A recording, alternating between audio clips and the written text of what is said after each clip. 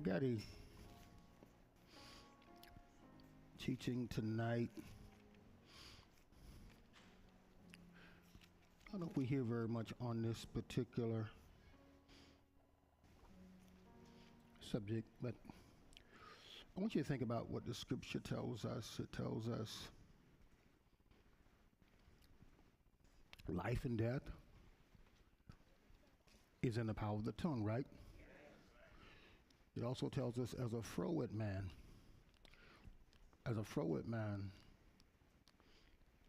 speaketh, so is he. It tells us from the abundance of the heart, the mouth speaks. The Bible has a lot to say about speaking.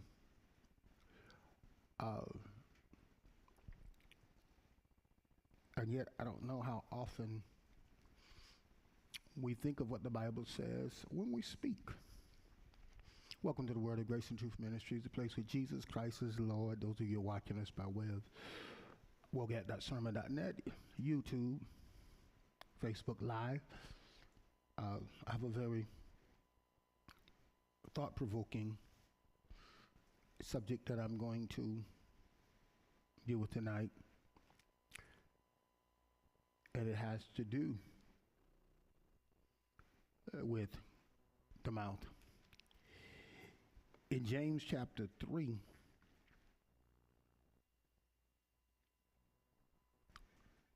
in verse 6, he begins that particular sentence with the following words: and the tongue is a fire, a world of iniquity. So is the tongue among our members, that it defileth the whole body, and setteth on fire the course of nature, and it is set on fire of hell. Tonight I want to talk about preventing fires. Preventing fires. And this in itself is, metaphorically speaking, is it speaking of the mouth, the tongue, and the things that it is able to destroy, not only itself, but others. I make it my business to be very careful as to how I speak with people. And even in that, I know from what the scripture says, there are times when I will say something that may offend a person. And so it just says that the tongue is a member that must be watched. Some people like to say that's just the way that I am. The Bible does not say that. And just as we think about certain actions that we're going to take, we should think about the words that we speak. I want to read 12 verses out of James chapter 3. I'm going to continue on this area on Sunday. It's going to be very powerful. Okay? Very powerful. My brethren, be not many masters, knowing that we shall receive the greater condemnation. For many things we offend all. If any man offend not in word, the same is a perfect man, and able also to bridle the whole body. Behold, we put bits in the horse's mouth, and that they may obey us, and we turn about their whole body. Behold also, yes, stand, if you will, please. Behold also the ships, which though they be so great and are driven of fierce winds, yet are they turned about with a very small helm, whithersoever the governor listeth. Even so the tongue is a little member, and boasteth great things. Behold, how great a matter a little fire kindleth. And the tongue is a fire, a world of iniquity. So is the tongue among our members, that it defileth the whole body, and set on fire the course of nature, and is set on fire of hell. For every kind of beast, and of birds, and of serpents, and of things in the sea is tamed, and has been tamed of mankind. But the tongue can no man tame it. It is an unruly evil, full of deadly poison. Therewith bless we God, even the Father, and therewith curse we men, which are made after the similitude of God. Out of the same mouth proceeded blessings and cursing. My brethren, these things ought not so to be. Does a fountain send forth at the same place sweet water and bitter? Can the fig tree, my brethren, bear olive berries? Either vine figs. So can no fountain both yield salt water and fresh. And I'll stop there. Father, we bless you. Enlighten understanding. In Jesus' name, amen. Before I get into dealing with this area, it just came to mind. And so because it just came to mind, I really hope the right thing came to mind. Psalm 39:1. Psalm of David, where he said, I said, this is what he said, I said, I would take heed to my ways. In other words, his actions, his direction, his course of life. He said, I take heed to my course of life, that I sin not with my tongue. That I sin not with my tongue. I will keep my mouth with the bridle, while the wicked is before me. Isn't it interesting how we love to say freedom of speech, and I like the idea of freedom of speech. I love the idea of freedom of speech. And there's nothing that I'm going to say that would contradict freedom of speech. But using your freedom of speech without yielding your heart to God can be a very, very dangerous thing. It can be a very, very dangerous thing. And even for a number of believers, as I was studying this, I was thinking, when God made man, God said, and let him have dominion over the fish of the sea, over the fowl of the air, over the cattle, and every creeping thing that creepeth upon the earth. And that's everything that he created. He gives you dominion over, gives us dominion over, yes? And the majority of those things are many, many, many times larger than our tongue. And yet many of us struggle exercising dominion over it. Anyone in here ever had a time where there's something you want to say or something you want to share, but you're not really sure whether you should say it because you feel like if you say it, it's something that you probably didn't have to say or shouldn't say, and you hold it, but it still burns on the inside, and then eventually you let it out. And it's not one of those things you let out where you feel better. It's when you think you let out and then you say, I don't think I really needed to say that. It's a battle to control the tongue. Now, we can be very good, and I say we, I mean those who lead in the church, we can be very good at, I think a lot of that has happened, we can be very good at really browbeating the congregation, tearing them down. And some of the things we use, God is talking to us. Uh-oh. Did he say that? Yes, he did. Notice how this begins. He says, be not many masters.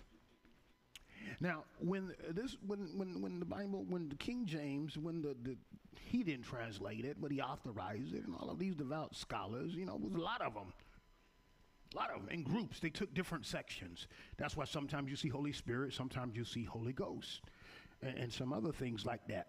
But they'll come from the same Greek word. And then they would take it, when they translate one portion, they give it to another group, and the group would go ahead and look at it, and the group would just translate it something else. They do the other portion. They were very meticulous about this. And when they did this, they used the word masters to relate to teachers, didaskelos.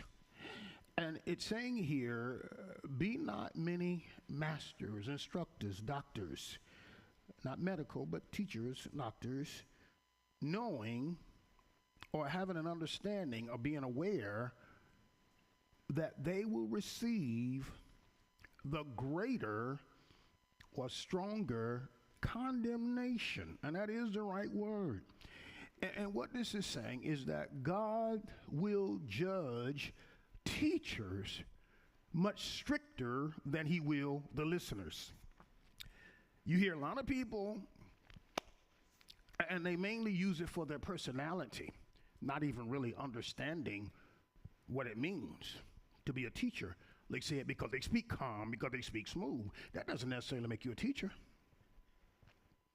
If you're able to give great understanding, okay, then you might be a teacher. But it is saying here, don't be so quick to make yourself a teacher. Don't be a self-made teacher, because God is going to judge you greatly. I realize this so very well.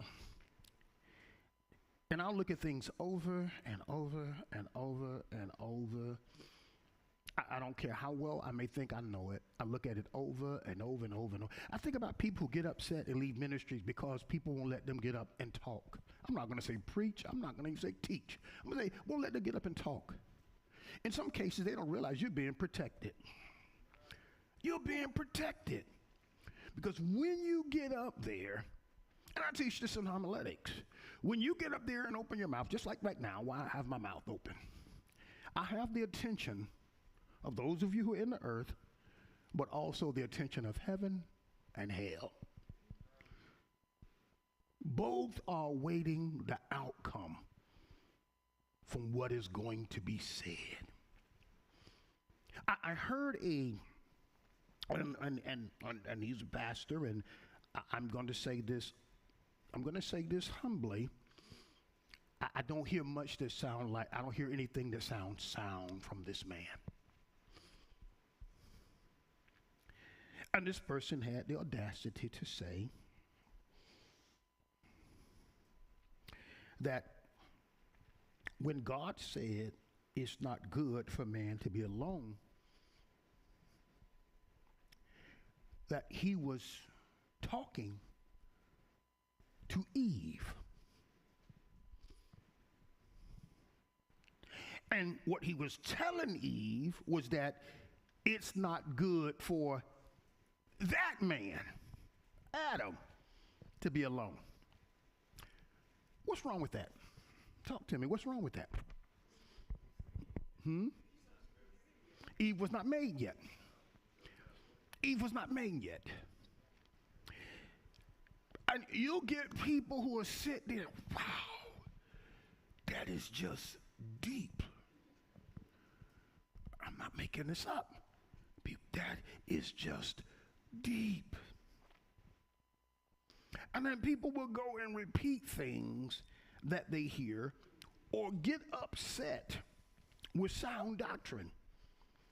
Did they not get upset with Jesus? But here he is speaking of those who teach. Those who step out and want to teach people. It's not God telling them to do it. It's they themselves telling them to do it. Now watch. He says, for in many things we offend all. Now notice James says we. This apostle, he says we, which means even those who teach correctly, there are times when you will offend people. Jesus himself said offenses will come.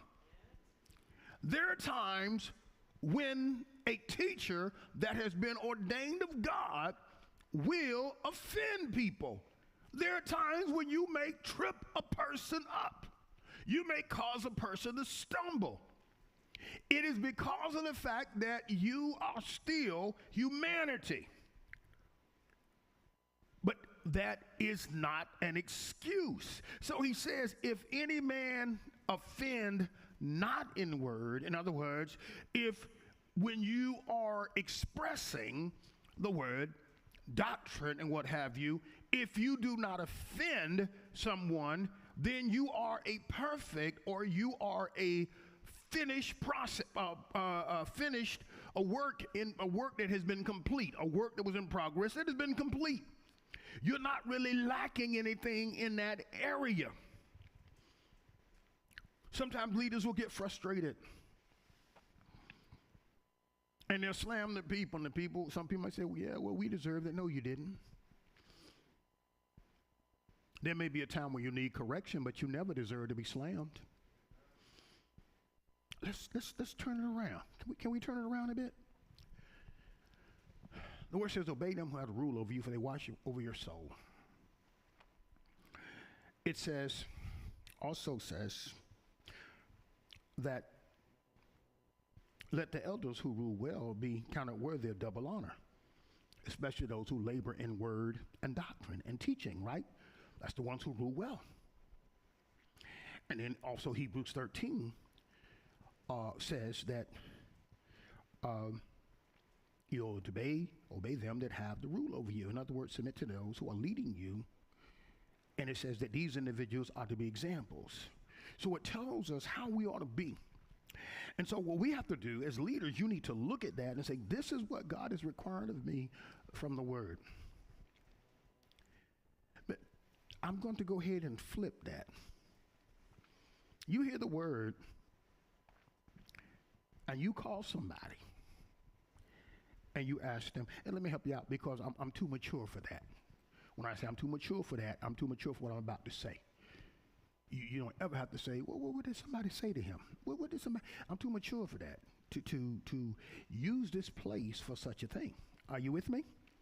But when I look at this, and my counseling experience, that helps me to let me know when you look at this, no matter where you are, you're going to see certain human traits and characteristics that manifest themselves.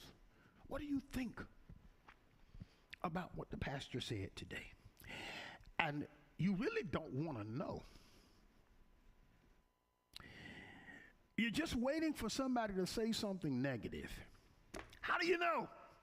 Because as soon as they say something negative, the person says, you know what? I was feeling the same thing.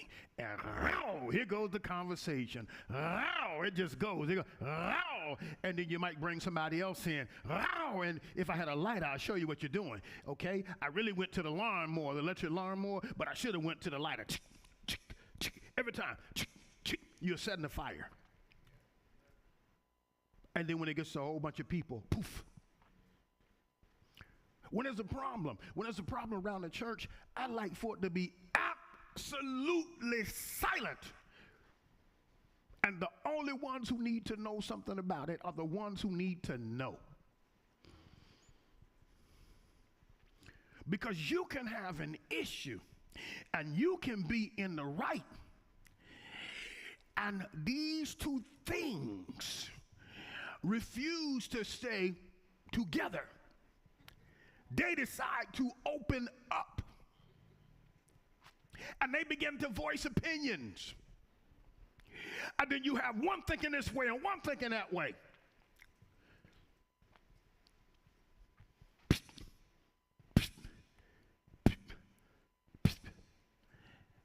And everybody's not strong enough to take it.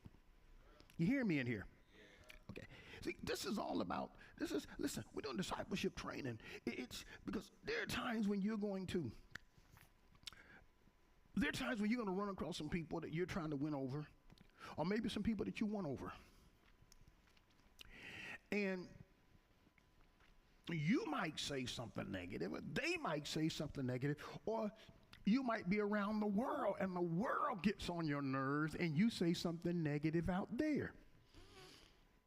You can't do like they do. What happens if somebody worldly is using all types of profanity to you and saying all kind of things, and you get upset and you get sharp and you cut back?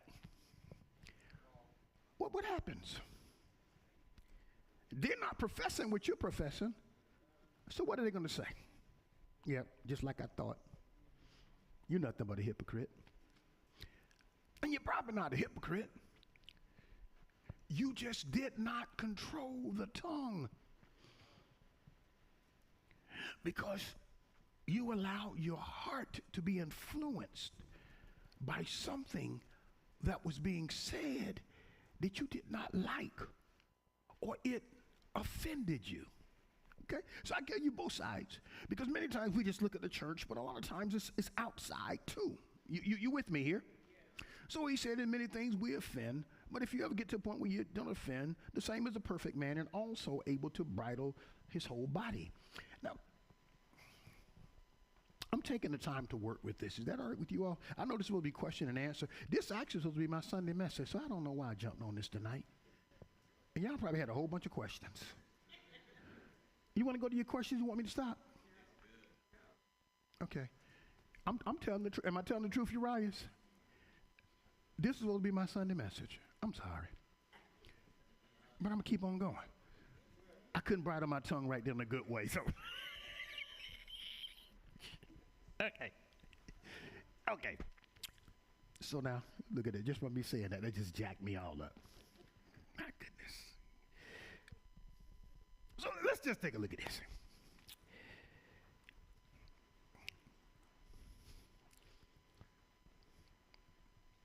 You have a situation,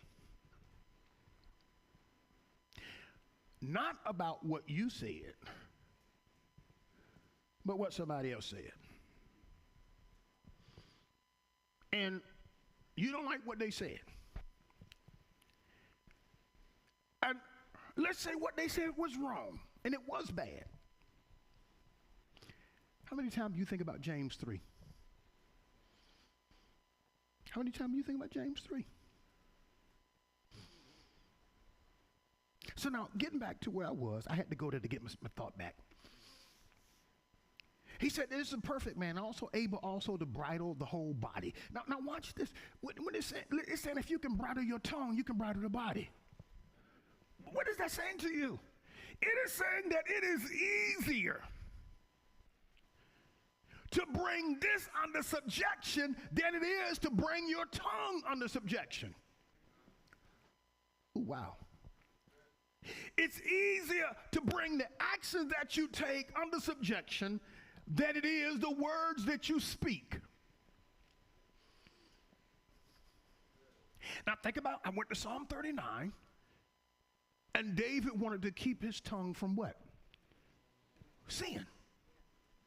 So it is possible to sin with words. Think about the quote unquote comedians and the ones who think it funny to mock Jesus. Is it funny or is it blasphemy? What is it? And then think about the believers who think it's funny to hear a comedian make fun of Jesus. It's an unbridled tongue. I just say what's on my mind. An unbridled tongue. What he's saying here, if you can bridle it, then you can bridle the whole body. That's why everybody cannot be a counselor.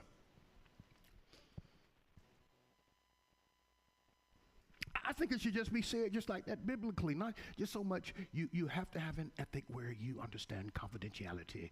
But I think when you say in other words, you have to be able to bridle the tongue. Okay?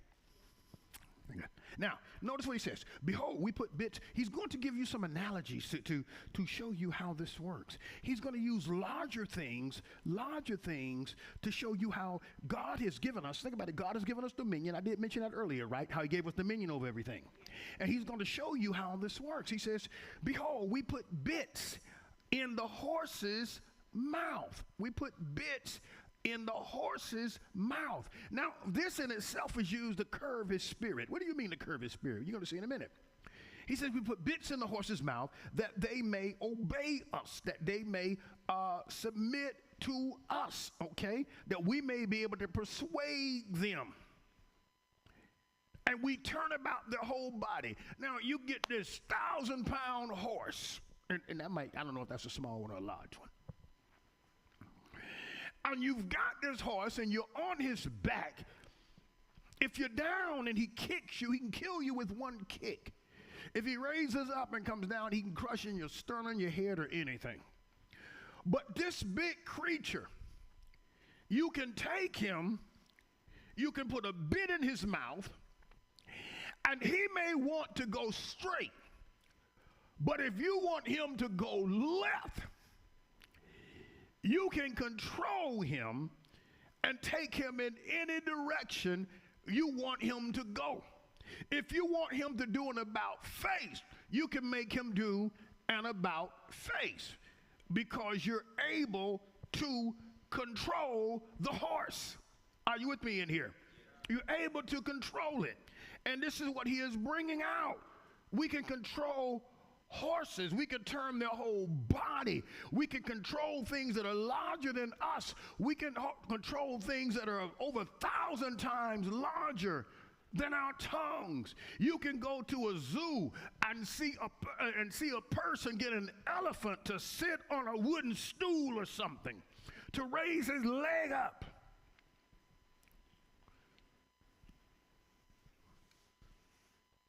But he said, but the tongue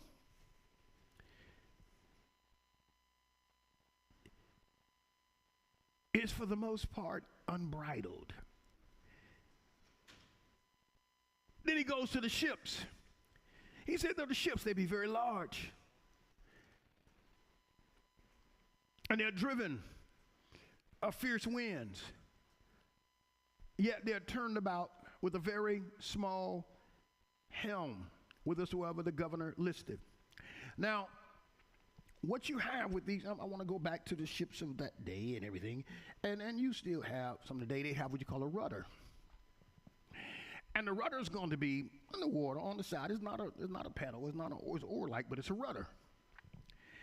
And you may have the steerer, the governor, as you may call him, the person who's steering the boat, the one who's guiding it, the steersman or the helmsman. You've seen it where they have that wheel in there. It's not that you think, well, how is that wheel? There's a rudder down there. And that rudder will take that big ship. He's in the back. That rudder will take that big ship. Remember, Jesus was at the helm, right? Sleeping. We'll take that. And that's some Jesus at the helm. You should be good to go. If Jesus at the helm, you're good to go. Okay? Just thought I'd say that. But they can take that big ship, one man with the rudder. They could take that big ship and take it in whatever direction they want it to go. Now think about this. Man had to make that ship. Man made something that he could control on the seas. Something that he wasn't made to live in, but yet he can navigate it. He can control it on the sea, but we go back to he cannot control his what? Tongue. Woo.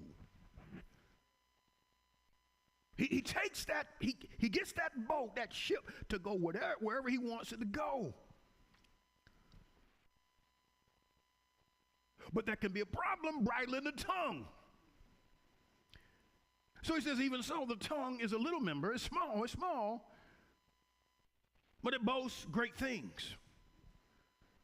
Big things, big matters. Behold, see how great a matter a little fire kindleth. Now, when it speaks of matter here, what this word matter, this word here for matter, hule is speaking of like felled wood. I know I use that word matter, but felled wood, fallen wood, dried up wood. That's something that you would use to start a fire. Would you agree? That would be fuel for a fire. Wood is fuel for a fire. And so he's saying this, how great a matter a little fire kindleth. You know, you've got this one. Think about it. You can, we got people who like to cook on grills or do whatever, and usually your fire starts small, right? We start the fire, we start it small, and then you can add to it. And the more you add, the hotter things are. You don't want it too hot because you want to burn. You don't want to burn what you're cooking, okay? So I'm just bringing this out, okay? So he's bringing this out, how what this tongue can do. This tongue kindles a great fire. What this tongue does is it lights up a great fire. And it says a tongue is a fire. Metaphorically speaking, he is saying a tongue is a fire. A tongue burns things up.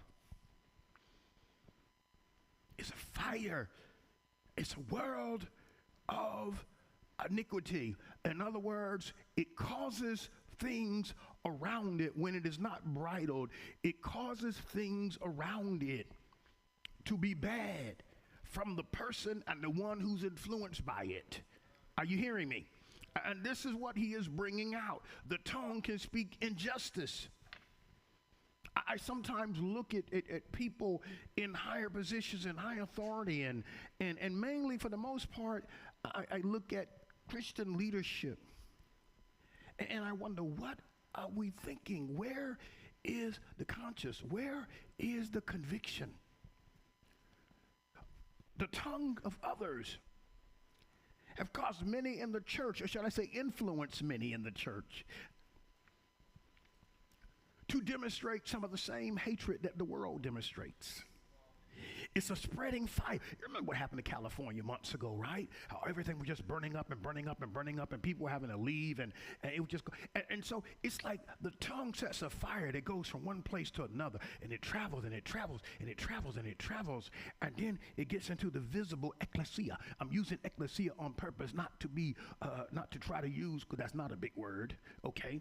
But the representatives of Christ in the earth. The called out ones, the church, the assembly. And then there's fire that gets started there. There's fire. And I'm not talking about like the song you sing when you say, God don't need no matches, he's fire all by himself. We need to be asking for some water. Because there's some stuff that just need to be put out. Ooh, okay. So is the tongue. It's in the tongue, among our members, among our parts, our body parts. Okay? It's saying this thing is a world of iniquity. That's what it does. It brings out a wickedness that is, people may not like to think like that, but in God's eyes, it's wicked when we use the tongue the wrong way. It's wicked. It defiles the whole body. It spots it. It stains it. It soils it. Have you ever been repulsed, or that might be a strong word, kind of like turned off by a person who every time you're around them they have something negative to say? It seems like it just quenches your spirit. Every time it's negative, it quenches your spirit. It's always something negative.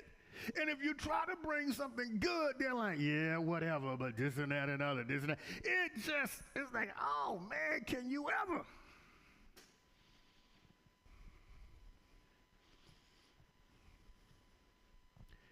And since it started with teachers and leaders, I've even had to just, and I don't just all of a sudden don't talk to you. I'll just have to go ahead and tell you. I've had to even tell some leaders, as you might say. I don't say they're leaders. It's just negative, negative, negative, negative. Never a casual conversation. I love talking about the word. I love talking about the word. And we can talk about the word. But when you want to talk about the world, you don't know what you're talking about. I can't go but so far. You ever knew that you knew something and you tried to share it with somebody, try to help them out because they're saying a lot of crazy stuff. You're trying to help them out. And they have what you call unconscious incompetence. You know what I mean by that, right? There you go. Unconscious incompetence. I'll give you conscious incompetence. Conscious incompetence, I know Elder Dixon probably could have told you, because usually when I put him there, he can answer him. But conscious incompetence is when you're aware of what you do not know. Unconscious incompetence is when you are not aware of what you do not know. And when a person has unconscious incompetence, that type of person is hard to convince of anything. Because they may think they know, and you gonna mess yourself up if you start using your contacts, doing this, trying to prove this, trying to show this, trying to show that. I tell one person, listen, I can't end up in jail over them. I can't end up in jail over them. And I wasn't talking about me doing something to them. I can't end up losing friends and relationships and contacts over them. If you can't hear basic stuff, you can't hear great stuff.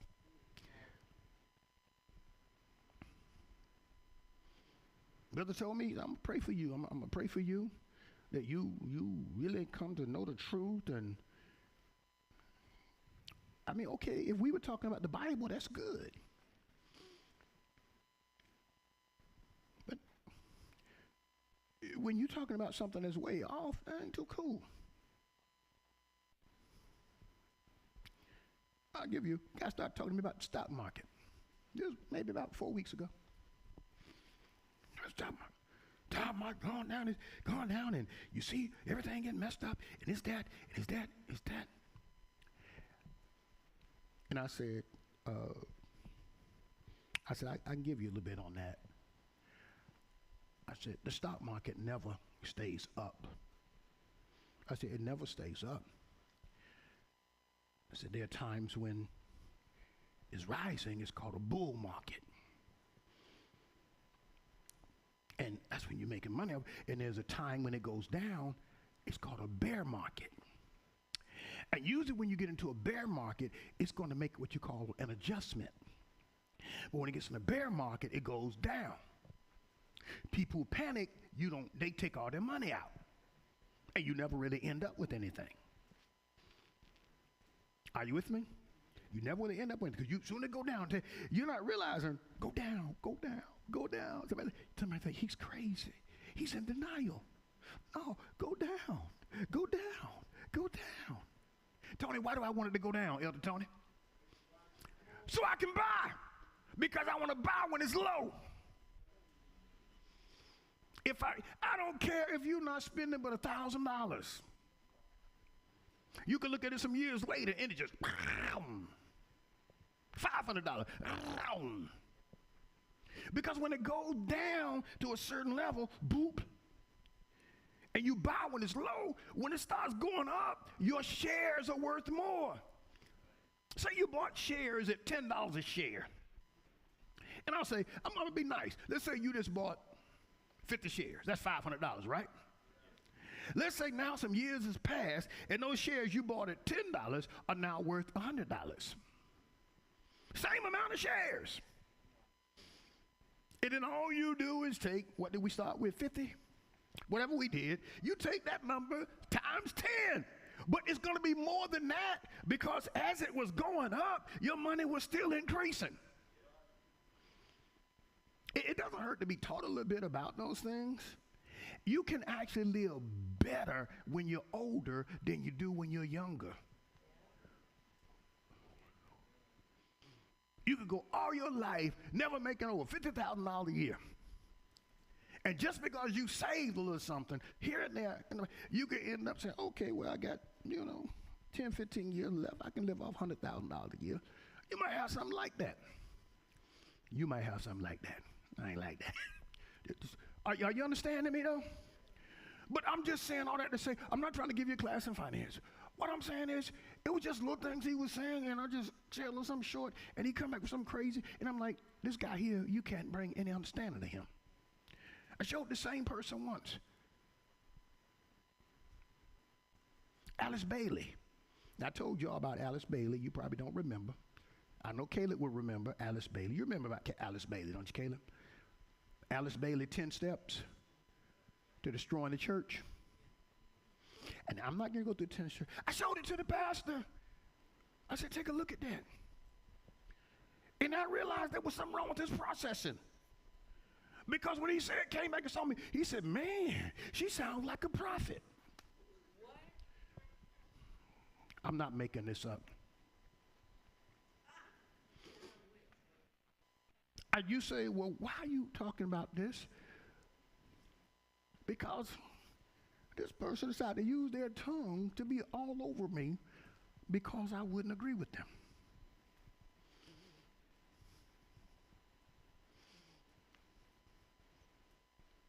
And I just politely said,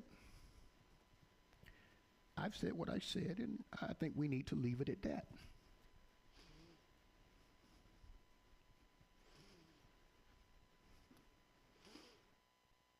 Because in my flesh, can I be honest?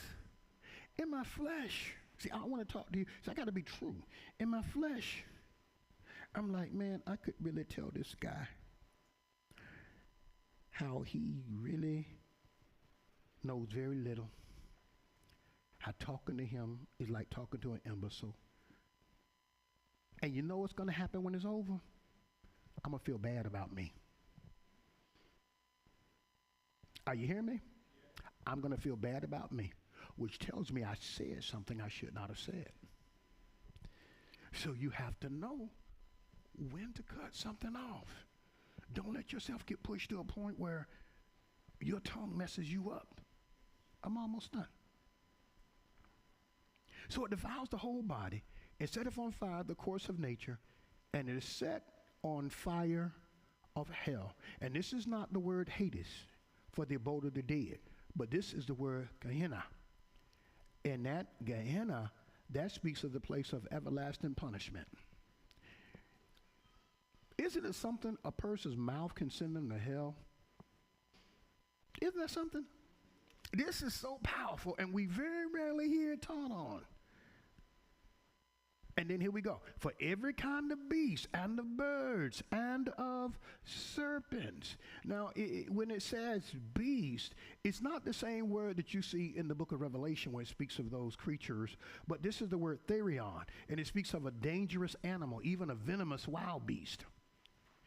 And it's saying here that every kind of beast and of birds and of serpents and of things in the sea is tamed and has been tamed of mankind. Now, we know we haven't really tamed whales. We know we don't tame sharks. We know you're not going to put a rattler in front of your face and say, kiss it, kiss it. We know you're not going to do that, all right? But God gave you dominion over all. Man can take a cobra. He can take a moccasin. He can take a rattler. And he can just hold him and take his venom and use it to make something good. Gators and crocodiles, they don't have the mindset, nor is it in their makeup to ever be fully tamed as a pet. It's not there. They're natural wild creatures. But it amazes me sometimes how a man can just take his hand and set it on the gator's nose, and the gator doesn't move, or cover his eyes and get around him and wrap the tape around his mouth. When the word said God gave us dominion, he gave us dominion. A man can control all these things. All these things can be controlled by mankind. In other words, he can curb them or restrain them.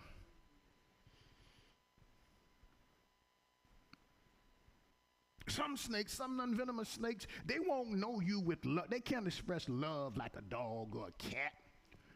But some of them can be comfortable around their so-called owner. Are you with me?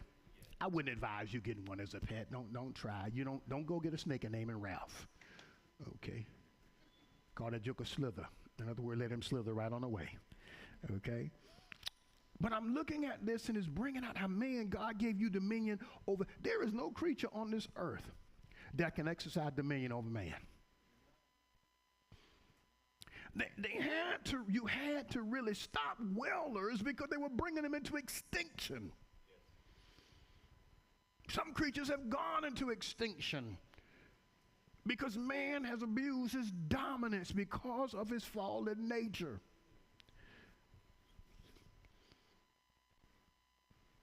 But man controls all of these things. But it says the tongue can no man tame. The tongue cannot be curbed or restrained by man. Why? Because the word says it is an unruly evil. It is an unrestrainable evil. It's unrestrainably bad. And it's full of deadly poison. It can bring death. It can bring death. I often say, I can't deal with a liar. And I make no apologies for that. I believe liars can get people killed.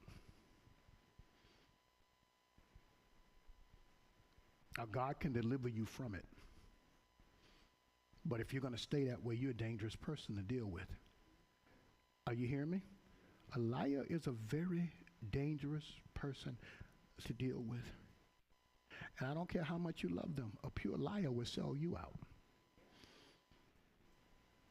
Because what does a liar do? That's why they're called liar. Okay? I can love you. I can help you. Okay? I think it's kind of cowardly to feel the need to lie. So you never told a lie in your life. I sure have.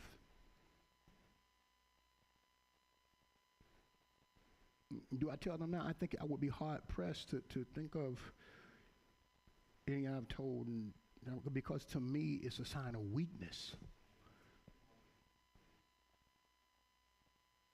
And I will repeat for emphasis, so you know, Pastor Doe, you putting yourself above people. He said, I did not say I never lied. I am not a liar. I think it's weak. I really do. I think it's weak.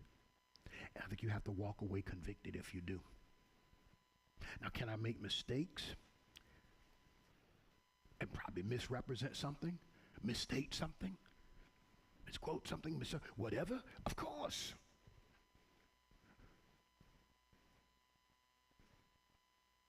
But to sit and plan to perpetrate a lie is to allow your heart to have something within it that's going to seep out from your tongue. Your tongue is going to release what sits in the heart. And then when I begin to make excuses for it because I'm caught, from the heart, the tongue begins to release something that says, I want to get off from this, but I don't want to confess that I got myself into this. Am I talking to people tonight? And it says, with the tongue we bless God, even the Father, and therewith curse we men, which are made after the similitude of God. Okay? You don't have that image. The image is holiness, being holy. But God made man to be like him. And there's, I was looking at this because there's some people who have a moral fiber within them that won't get you into heaven because flesh and blood can't get there. But that is a trait that you would see in godliness. Would you agree? And so I just wanted to bring that out. And so we're saying there are times when you speak well, you speak good of people. But then a person may turn around and be imprecatory. I began to speak evil of people. I don't really think you see that much amongst true believers. I just don't. I don't think you see that amongst true believers. I'm not saying it cannot happen, but I don't think you see it much. But what he's doing is he's bringing out a number of things. And he's bringing these things out because most likely you're having these issues. Because he says to them, he says, my brethren, okay? My brethren, those of you who are of the same faith. He said, these things ought not so to be. Now watch this. I'm getting close to being done. He says, there's a fountain sent forth at the same place, sweet water and bitter. And we know the answer to that is what? No. He said, can the fig tree, my brethren, bear olives? Are the vine figs? We know the answer to that is what? He says, so can no fountain both yield salt water and fresh. Now, I remember I was doing something on this once, and a person came back and said, but there's brackish water, okay? I said, okay, that's pretty good. But brackish water doesn't come from the same fountain. Anybody here know what brackish water is? Brackish water is a mixture of salt and fresh water. But what this is speaking of is like where water gushes from a spring, where the water is fed, but you don't have salt and fresh water coming from the same place. You may have a place where a freshwater river, or lake or something, where it meets with ocean water. And there's a portion where the two waters mix. It's called brackish because it has some salt in it. Are you with me here? Okay. But I just wanted to bring that out for the person. Okay, there's brackish water. People want to get deep. Brackish water. Look at the word fountain. No fountain yields the same. Okay. If you want to go to brackish, it's not sitting there. Okay. That's like going from water that you can drink to water that you cannot drink. Blessings to curses. Okay? And so he's saying it doesn't work that way. So what he is saying is the way God has laid things out, even nature does not work that way. Nature doesn't work that way. And so the answer for this is to walk in wisdom from God. Not sensual wisdom, not demonic wisdom. Not things that make us feel that, some people feel because I'll just stand and say whatever I want to say, that makes you feel that you don't bend to nothing. But that's pride. Because humility does bend. Humility bends. Are you with me in here? Humility will bend. Pride won't bend. I didn't say it compromises, but I said it bends. Pride will not bend. When you bend, when you humble yourself, you're bending. Because there could be something in your flesh that just wants to stand up. And maybe you're not somebody who's going to do something, but there could be something in your flesh that want to stand up and just say something. And you know that it's fleshly because what you want to say is something like you would say before you knew God.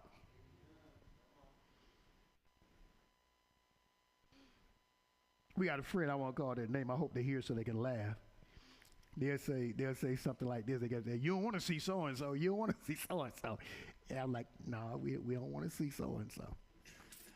We don't want to see so-and-so. See, because that's a remembrance of what you were. Are you with me in here? But when you move forward, you don't go to, you don't want to see so-and-so. I want you to see who I am today. Are you with me in here? I want to be able to leave feeling good about myself. I may not always feel good about the way something was handled, but somebody else's words, and I'll have to retaliate with my own, somebody else's words, they might offend me, but they are not going to take me out of who I am. Your words can take you out of who you are if they're not seasoned with grace. So you want to speak with words seasoned with grace. James says earlier, I believe it's James 1:19, he said, be swift to hear. He was being said, be slow to speak. In other words, think before you open your mouth. And he says, be slow to wrath. Be slow to bring out anger. Because wrath does not produce the righteousness of God. And so that's the way I'm going to have to look at things. Are you with me in here? I share with you all. I mean, and I didn't even have the thought when my friend and I were in Ybor City that time preaching, and he was coming out of Isaiah, I believe Isaiah 57, and he asked the question, do you know how the righteous perish and none consider? And the guy's walking. I don't know what Ybor City is like now, because that was in the late 90s, so it got to be something else. And I just know at night they would block streets off. I don't know what they do now. And it would be like people walking like almost shoulder to shoulder from the sidewalk to the street. There were no cars could drive through there on the weekend. And all these people out there, and they'd have the spikes in the hair and the paint and the all kind of stuff on. And this guy walks over my friend's ministry. He says, I know why. And he grabbed his Bible and threw it up in the air. They kept walking.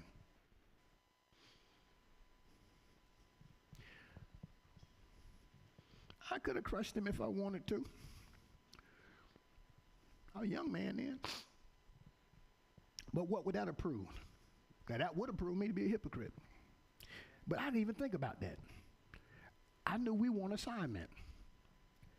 I bent over, I picked up the Bible, I gave it back to my friend, and he continued preaching.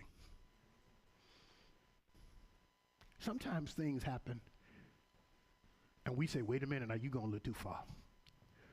You're going a little too far. And Satan is saying, yeah. And he's probably pushing him, go further, go further, go further, go further, go further, go further. We get it, go further, go further, go further. And you like, I'm trying to walk away. Say something to make him mad, say something, don't let him get away, say something to make him mad.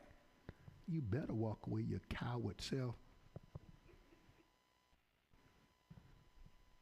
So you just said one word too many. Then Satan starts saying, yeah, now speak yours, speak yours, speak yours. Tell you what you think about. Tell you what you know they ain't no good. You know they're wretched. You know they're wretched. You know they serve me. I mean, you know they serve the devil. Go ahead and talk. Go ahead and tell them. Go ahead and tell them how devilish and fiendish they are. And use some of that stuff that you used to use and used to punk people out.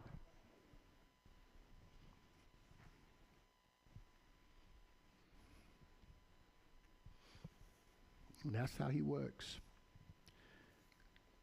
Wisdom of God, prayer. Ask God to grace you to bridle your tongue. Ask God to grace you to think before you speak. Sometimes it's not harsh, but what we say just may not be right. And notice he started, as I said, he started with the leader. Be careful about wanting to be a teacher and really you just got something you want to get off your chest. So you start slamming everybody sitting out there. It's enough when you preach the word and people think you're talking about them.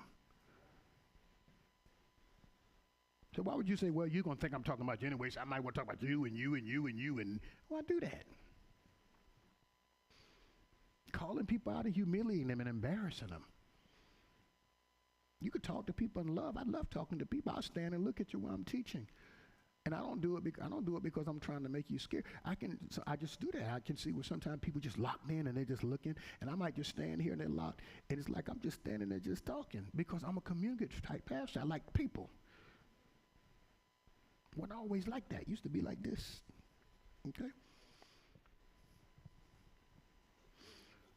Any questions?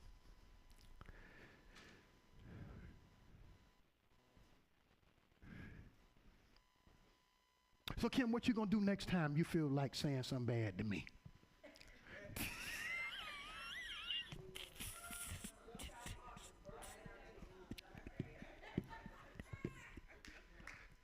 Put your hands together, give God some praise.